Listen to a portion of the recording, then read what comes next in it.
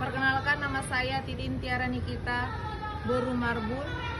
Saya mengajar di SMK Negeri 1 Beringin Lubuk Pakam.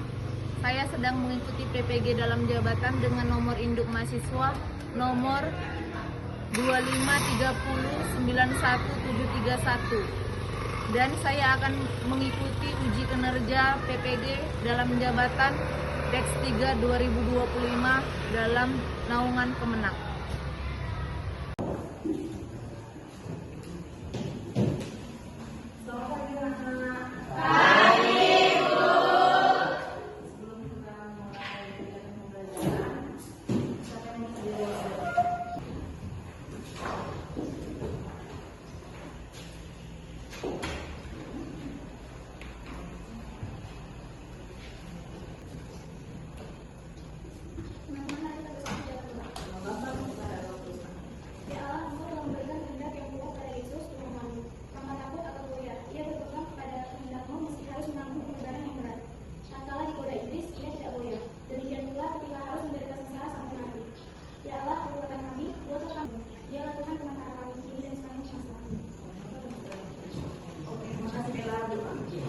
Ibu mau menyapa sekali lagi dengan semangat. Selamat pagi anak-anak. Pagi, luar biasa. Oke, siapa di sini yang tidak hadir? Ada semua? Ya. Panggil satu ya, Arenta. Ayo Bu. Cordias. Destian. Adelia. Bella. Nah, karena semuanya sudah hadir, atau materi hari ini, Ibu mau minta kalian harus semangat belajar, karena ini demi cita-cita kami. Nah, terus judulnya pada pagi hari ini yakni berpikir kritis.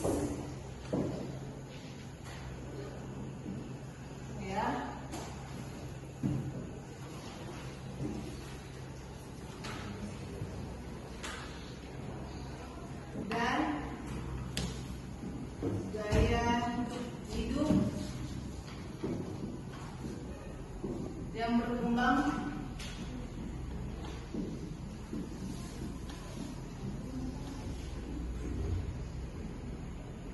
dewasa ini. Inilah materi yang akan kita pelajari pada hari ini.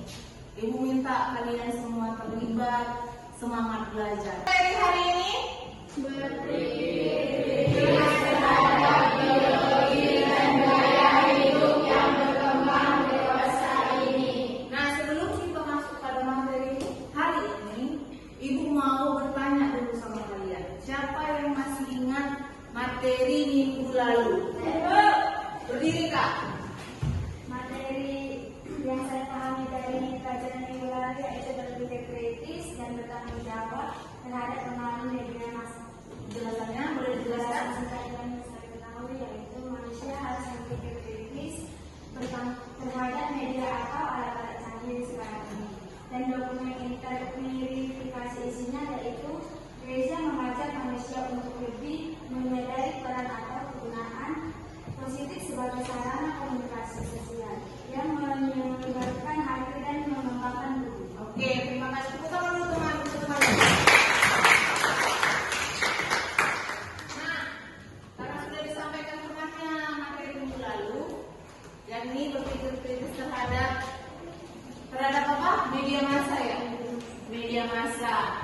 Nah, garis besar atau judul atau poin-poin besar pada materi hari ini yakni yang kita bahas, berpikir kritis itu apa? Apa itu dari ideologi? Dan apa itu gaya hidup? Itu yang akan kita dalami pada materi hari ini. Paham? Ibu mau menyampaikan bahwa pembukaannya dulu. Nah, Ibu mau meminta kalian membaca tujuan pembelajaran dari materi hari ini. Ayo, kita baca sama-sama ya.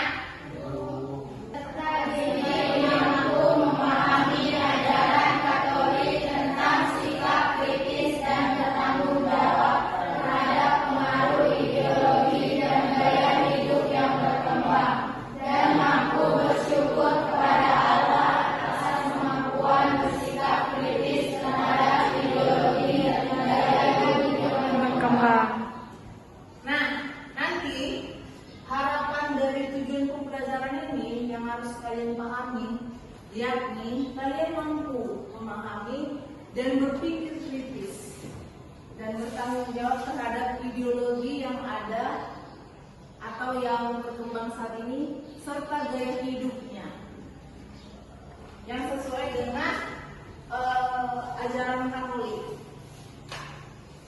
Pertanyaan yang muncul atau yang akan kita pecahkan, pertanyaan pengantin yang dari materi ini, yang pertama apa? Mengapa? Perlu bersikap kritis terhadap ideologi dan gaya hidup dewasa itu. Apa? Yang dimaksud dengan sikap kritis? Mana sikap Yesus terhadap tawaran karunia pada waktu itu? Oke, inilah ya menjadi pertanyaan pengantin atau awalan pembuka pembelajaran. Nanti setelah dari ini kita akan masuk ke sesi lebih mendalami dengan membaca. Ibu mau menyampaikan tadi tentang dalam kehidupan yang cukup pesat dan berkembang ini, kita memang harus benar-benar memilah hal-hal yang perlu kita. Salah satunya ideologi tadi dan gaya hidup. Nah, ibu mau bertanya, dalam kehidupan sehari-hari kita, siapa yang pernah melakukan tindakan? Pertanyaannya ini, mengapa kita harus selektif dalam hidup ini? Berdiri Kak. Karena harus memilah mana yang baik dan mana yang benar. Oke, nah, kalau kita perlu selektif, ya karena kita harus memilah mana yang benar-benar baik untuk kita. Nah, ada juga lagi pertanyaan, mengapa kita perlu memilih gaya hidup yang benar? Ayo, siapa yang bisa jawab? Saya dulu. Ayo, berdiri Kak. Karena gaya hidup yang benar membantu kita hidup sesuai dengan nilai moral, menjaga jati diri dan mencerminkan ideologi bangsa. Menjaga nilai moral dan Menjaga jati diri dan mencerminkan ideologi bangsa. Tadi gitu, Kak. Oke. Nah, dia sudah menyinggung dari jawabannya dia sudah menyinggung materi hari ini. Ibu mau meminta kalian menyimak, membacanya dalam hati dan menyimaknya dua puisi yang ada di bukunya. Yakni judulnya dapat merubah ideologi bangsaku. Itu puisi pertama. Puisi kedua puisi perihal hedonisme. Udah, ibu minta kalian membacanya dan menyimaknya. Baru nanti dari dua puisi tersebut ada 5 pertanyaan. Ibu minta nanti kalian menjawabnya secara mandiri. Ibu pilih nanti acak, makanya harus dikerjakan, dibaca. Oke, udah pada dikerjakan kan? Pertanyaan kan?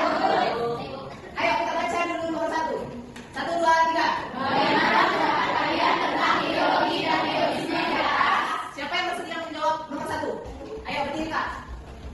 Ideologi yang pertama kan kita harus menjadikannya satu buah dorongan dan sebab. Jangan ada sekali memanfaatkan dan memaksakan.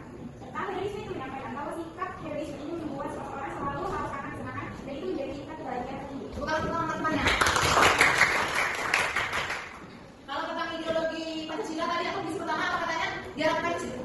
Bagaimana pendapatnya di situ? Apa yang Pancasila tidak dapat pecah belah kan? Kalau yang gaya hidup tadi atau hedonisme tadi akan haus kesenangan. Oke, nomor 2 siapa yang sudah bersedia menjawab? Diri Kak. Apa yang diketahui tentang ideologi? Ideologi adalah suatu cara seorang dalam melihat dan menentukan suatu perilaku dan tindakan sosial. Salah satu contoh ideologi yaitu ideologi Pancasila. Ideologi Pancasila. Apa aja yang kalian tahu tentang ideologi? Yang cara pikir.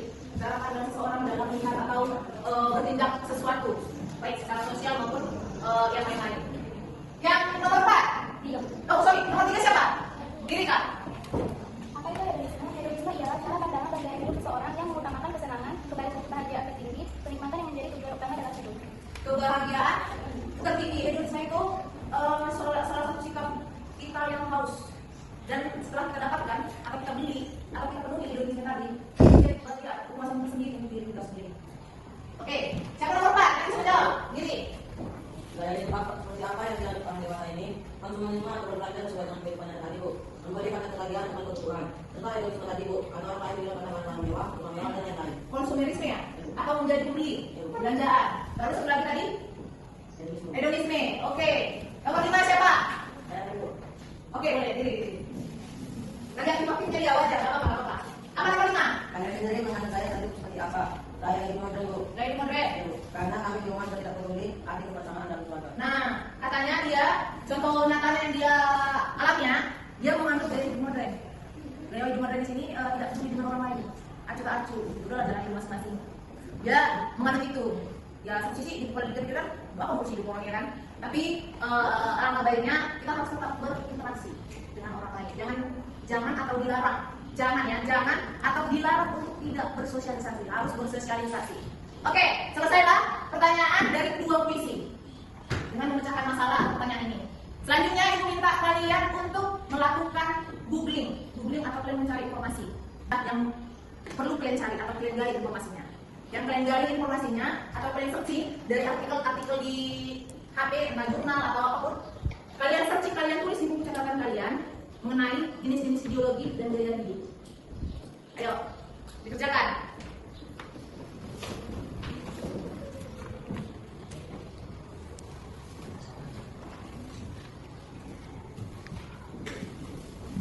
Nanti kita akan bahas singkat ya, setelah kalian kumpul, ibu bilang kumpul, kalian kumpullah ke sini, catatan kalian nanti ibu paraf. Udah, minggu depan pokoknya ibu paraf lah dulu di rumah. Saat itu kita bahas singkat, kita kulik dia apa yang hasil yang dari kalian cari itu. Udah paham? Oke, kasih waktunya.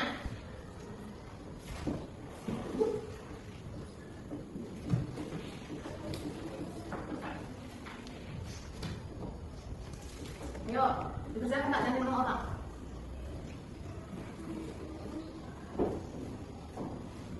Siapa yang sudah siap? Tunjuk tanganlah. Udah siap semua? Kumpul sini. Ayo, kumpul. Tutup aja bukunya. Ayo, kumpul.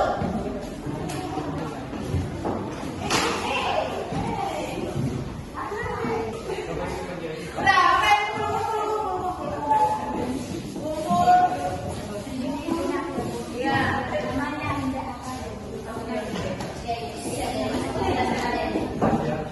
Yang saya tulis di catatan tadi, yang minta kalian mengerjakan literasi dari Google atau artikel ini tadi ya, yang harus kita bahas singkat. Karena kalian tulis kan, kita mau melihat membahasnya, yang dari yang kalian tuliskan kalian bisa lebih paham.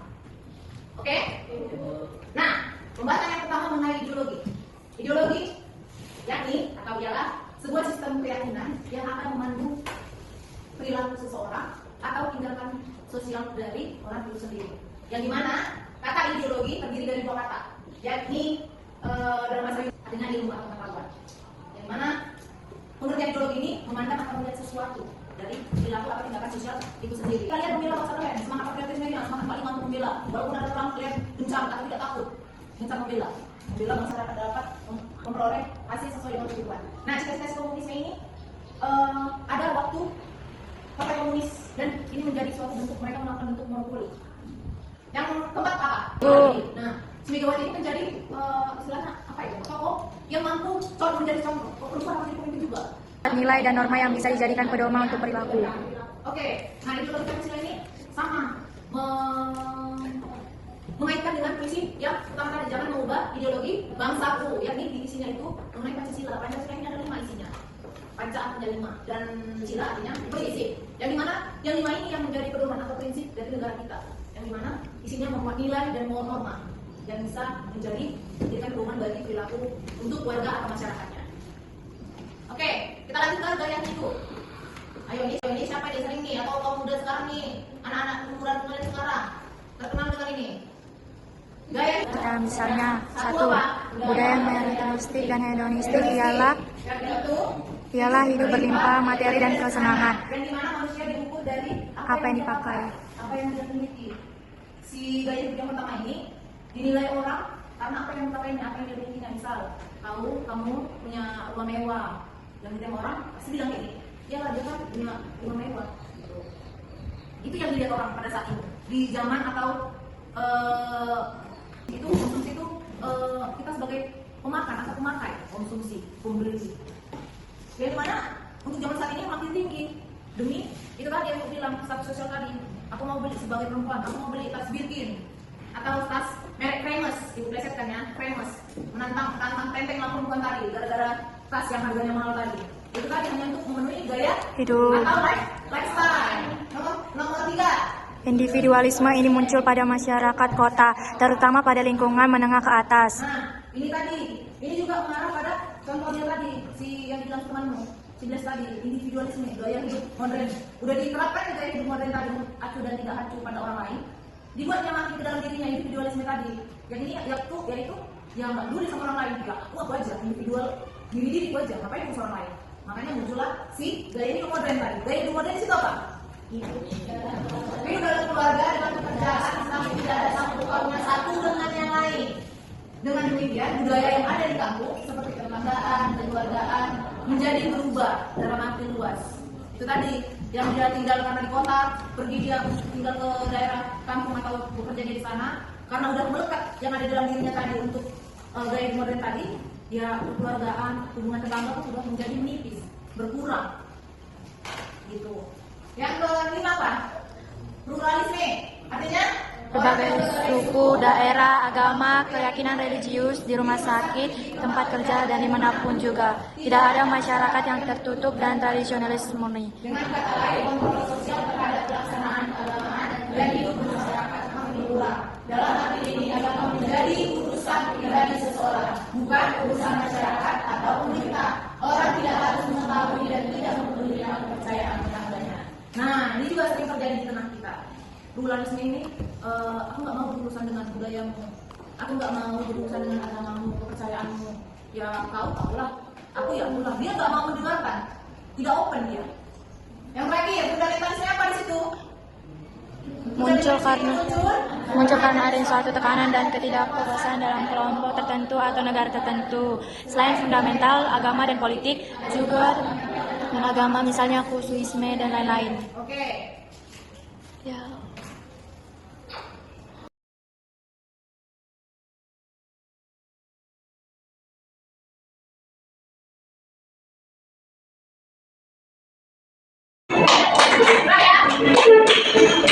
Hati gunakan tanganmu. Hati gunakan tanganmu. Karena Bapa di surga, dengan Bapa di surga, melihat ke bawah. Hati-hati gunakan tanganmu.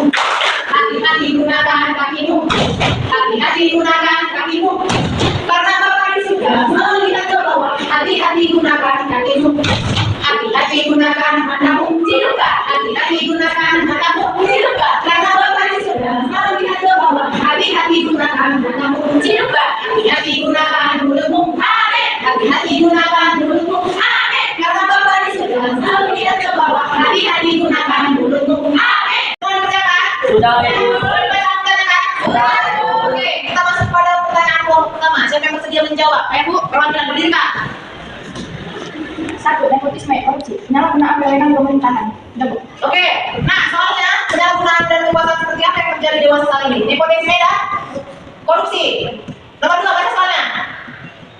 Ada 3 godaan di dalam Yesus, mengubah batu menjadi roti, menjatuhkan diri dari Hubungan atau menara baik Allah. Allah dan menyembah iblis. Apa arti ketiga godaan tersebut? Ini Kak. 2. Mengubah batu menjadi roti, memenuhi kebutuhan hidup dengan cara yang salah tanpa mengandalkan Tuhan. Yang kedua, Menjatuhkan diri dari Allah, menguji atau memanipulasi Allah, menyembah iblis, melakukan kehendak iblis tanpa mengikuti kehendak Allah. tanpa mengikuti kehendak Allah yaitu menyembah iblis. Berarti bisa dikatakan kita di sini sebagai manusia kalau ada tawaran kita mengikuti hal-hal yang jahat kan, mengikuti atau mengikuti iblis. Gimana ya iblis ya? Gimana ya dia ketemu ini? Oke, perwakilan dari kelompok itu menyampaikan kesimpulan. Kelompok 1 siapa? Ibu, Diri Bang. kesimpulan dari kami yaitu kelompok 1, kami membela jika ada godaan-godaan yang ditawarkan pada kami di zaman saat ini dan bersandar kepada Allah. Oke, bersandar kepada Allah. Kalau ada godaan-godaan yang ada ditawarkan sama aku, sama kita semua, kita tetap bersandar kepada Allah. Perlu enggak? Tapi lah, kita harus berpikir selektif atau berpikir kritis tadi. Oke, lanjut ke kelompok 2. Kelompok 2, apa yang di sini? Bagaimana? Ulangi, kelompok 2. Bagaimana menghadapi orang-orang dan Ya, apa Bang? Kamu menuntut bodohan yang ada pada hati jiwa yang bersinar. Kamu sesat sebab kamu tidak mengerti kitab suci maupun kuasa Allah. Menyakini dengan bukti bahwa kebangkitan dari kitab suci yang mereka percayai pada Matius 22 ayat 21 sampai 32. Kalian percaya ada zaman Yesus Saduki dan Yesus. Loh, nomor 2 ya, bukan nomor 2 ya. Kalau apa saja pada zaman Yesus apa di situ? Kelompok Saduki merupakan kelompok politik Palestina pada zaman Yesus. Kelompok ini mempunyai dampak sangat besar dalam bidang politik. Mereka menolak tradisi lisan, kebangkitan orang mati, dan adanya malaikat. Nomor 4, udah belum? Kelompok ini mengatakan dirinya sebagai orang terpilih dari yang orang saleh. Mereka ini hormat di raya, melaksanakan taubat dan sebagian dari mereka tidak menikah. Berarti di zaman Yesus alirannya ada 2. Siapa tadi? Si Saduki sama si SNI. Si SNI di situ sebagai kelompok apa? Yang tidak? Yang tidak menikah. Kalau si Saduki? Kelompok orang saleh. Oke. Yang nomor 3 siapa? Ya, di depan atau ada 5 sini.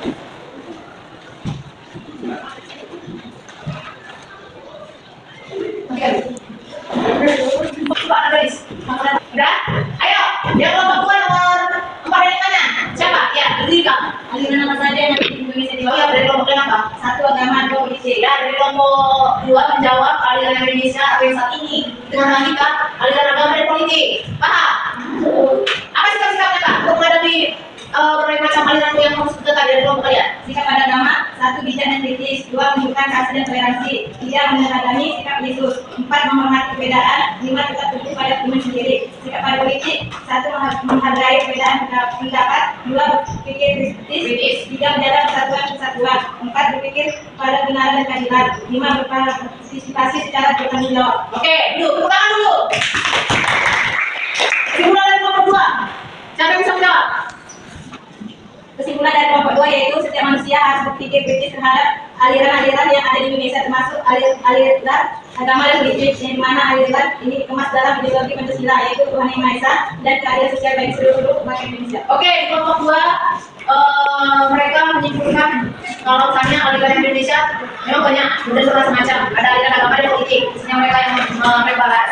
Nah, kedua aliran ini dikemas dalam Pancasila disatukan, yakni ketuhanan yang maha, ketuhanan yang maha esa ini di sini terjadi pada sila pertama, yakni di mana harus menghargai orang-orang lain atau agama lain. Tuhannya agama yang ini beda, satu Tuhannya tapi ajarannya beda-beda. Nah, kalau yang Persatuan Indonesia tadi ya, yang nomor 3 ya, sila berapa tadi? Tuhan Yang Maha Esa dan Keadilan sosial, politik. Nah, jadi udah dikemas nih dalam ideologi Pancasila ini. Di mana politik itu harus adil kepada rakyat yang miskin tadi atau rakyat yang menengah bawah. Jangan hanya diutamakan yang tinggi-tinggi atau yang di atas. Itulah kesimpulan dari mereka kelompok 2. Oke, kelompok 3. Ayo. Kelompok 3, yang 1. Diri. Kita udah dijawabnya kelompok 2 dan 3. Kelompok 2 dan 3 udah dijawab. Ya, siapa yang sudah menjawab kelompok 3 pertanyaan? Diri. Bagaimana Yesus menghadapi sikap orang-orang Yesus sebagai orang munafik, Yesus tidak sebagai orang sombong. Tidak jawab. Marisi dan jawab jauh Yesus ya? Apa keterangannya? Marisi kelompok Marisi ialah kelompok orang-orang yang Buddhis, yang menerima menulis dan bisa serta menaati berbagai macam kewajiban. Dalam ini berarti membela hukum orang semangat. Kelompok dalam menjadi pejuang kemerdekaan yang lebih melawan orang Roma dan berakhir dalam perang kehancuran Yerusalem pada zaman 17. Oke, yang 3 kelompok 5. Saya Bu, ayo berdiri.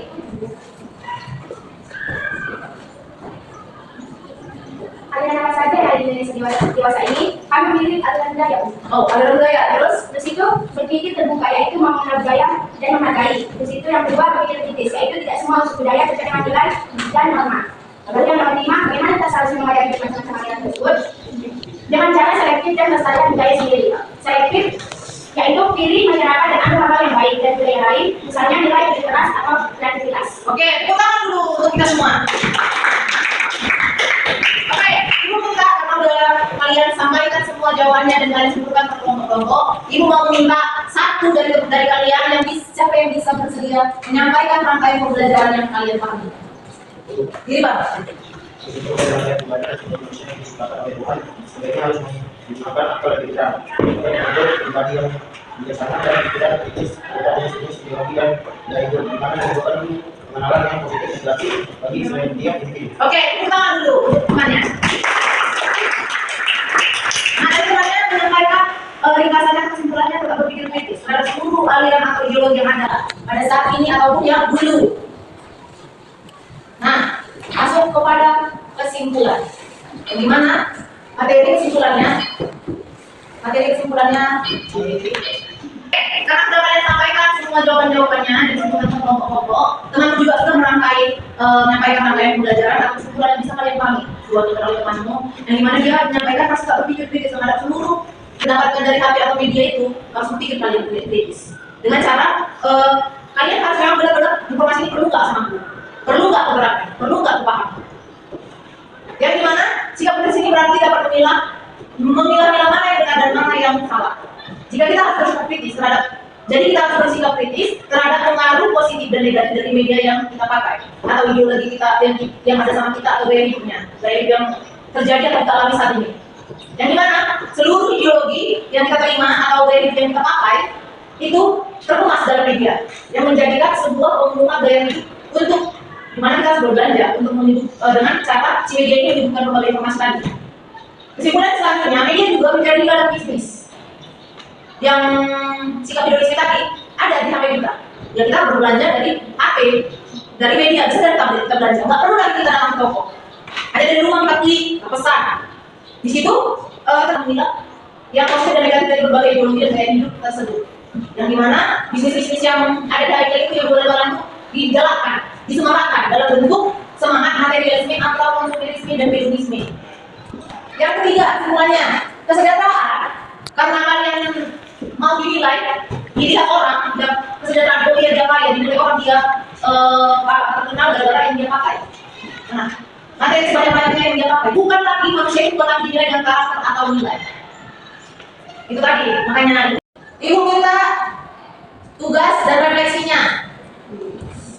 Tugas dan refleksinya. Nah, Ibu minta tugas dan refleksinya, yakni di halaman buku kalian ada puisi juga. Puisinya di sini Pancasila tetap abadi. Kalian baca dan refleksikan di rumah ya. Ke-1, kedua, peserta didik juga Ibu minta menyusun doa, membuat doa tentang ideologi tadi.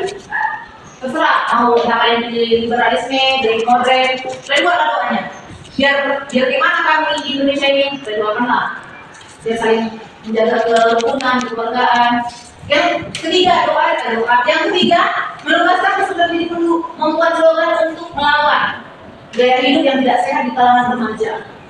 Slogan ini harus kalian desain dalam bentuk gambar dan kirimkan sama Ibu.